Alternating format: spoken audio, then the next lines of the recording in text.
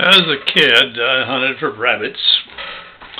Saw my dad and his uncle hunt for rabbits way back when I was a tiny, tiny little fellow.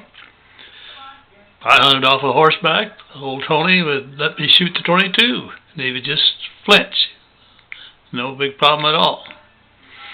One time when I didn't have the rifle, I was on the horse. A rabbit was sitting over there, cottontail. I threw the hammer, got lucky, killed that rabbit with a hammer. But I dreamed as a kid, going big game hunting, go after deer, maybe even elk. Well, now suddenly I'm in Colorado. That first year, you're not a resident. I think it was $40 for an out-of-state license. Couldn't even consider it. So, didn't hunt. But my younger brother had been out to Colorado a little earlier, and he and a friend down around Pueblo killed a deer. Brought us a couple of packages of meat. I'm telling you, I don't know what they did to that meat, but it wasn't well handled. I came home from school one night, and Donna was cooking that stuff, and I said, "What in the world is that smell?" She said, "It's that venison your brother gave us." I said, "It's not good. Throw it out." She said, "What shall I do with it?" I said, "Just throw it out in the yard." She said, "Will it kill the dog?" "Well, I don't think so. Dogs are pretty smart. If it's too bad to eat, they won't eat it." I don't remember if they did or they didn't. But the dog did all right, and the meat certainly didn't get consumed in our house. Well, that second year, well, you're a resident, but still no gun, no money. But then, by the grapevine, Mr. Nissen, grand older fellow that was a custodian that split his time between the old junior high school and the new high school, heard of my dilemma, and he came around and said, "You know, I can help you with this. I've got a good gun. It's a World War I gun." He was a veteran of that war. Now, he said it hasn't been used for anything in the last few years except a few volleys fired in honor of somebody that was deceased. But he said it's a good gun and it's in good shape. I believe he told me it was a 30-40 Craig. Man, that gun was big and heavy and had a shell of whoo. But I was glad to have the chance, so I took it out and found the target, zeroed it in, and say it was accurate. So on the given weekend morning, gonna go hunting. Neighbor Bill Olsen said he'd like to go too. We got in my car, and the two of us and his son Rick, who was just a young fellow, I think junior high age at that time. Well, we went up to Lapla's ranch above Bailey, and Bill had been there before, knew where to go in, knew where to park, and he said, "Now see that mountain up there? Work your way to the top of it. You should see something. It was daylight. You know, you get up way early. This is still dark. You'd barely see where he was pointing up there." He said, "As it gets daybreak, you should see something moving." And he had a gimpy leg, and he said, "Rick and I'll go around the mountain the other direction here, and let's see what we can do." Good. Well, we'd already talked our wives into bringing us up lunch for midday. Well, I'd just gotten to the top.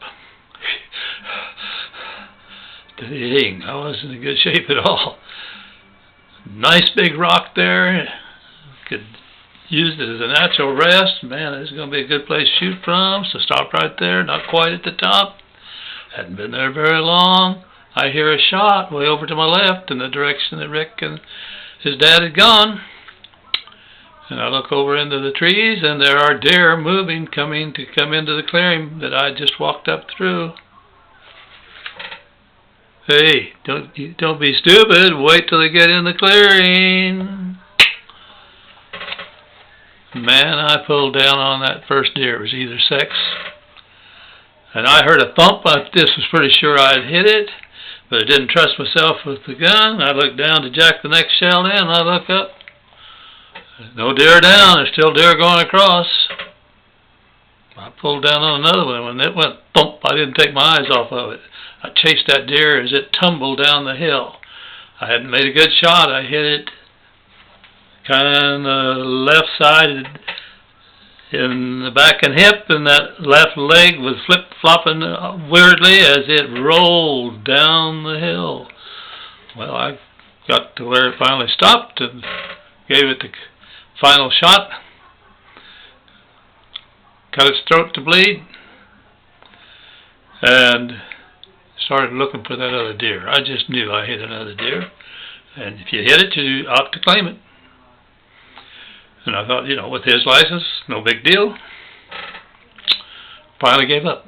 Absolutely. I went up and I walked way on down the line the way those deer were going. So stupid. I just chased one deer that was shot in that same general area, and it rolled down the hill. You'd think I'd get the idea this one will roll down the hill too. But I didn't. So I'm down there starting to take the glands off of the deer and so on, and here comes Bill. He says, oh, that first shot, I got a little buck down around the corner here. Oh, well, okay. But I think I've got another one around here somewhere. Well, we gutted out my deer, went back, gutted out his deer, came back to my deer, and getting ready to pull it down the road, down to the car area, and look over about 40 or 50 feet from where we are over in some brush. There lays the other deer. So we do the honors with it too. Well, with the three of us, we had 3 deer tagged, and when the ladies came out for lunch, we were big game hunters, pretty successful. Well, on that same weekend, Roy didn't go with me because he'd been invited to go with some people that maybe were going to a better hunting place again. And that evening, he came in with a deer that was Bambi.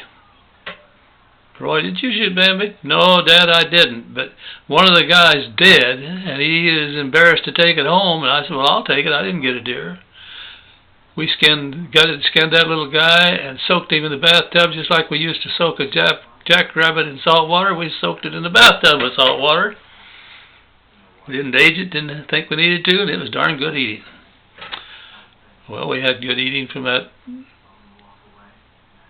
other 3 deers, kind of butchered together. And we each made some jerky.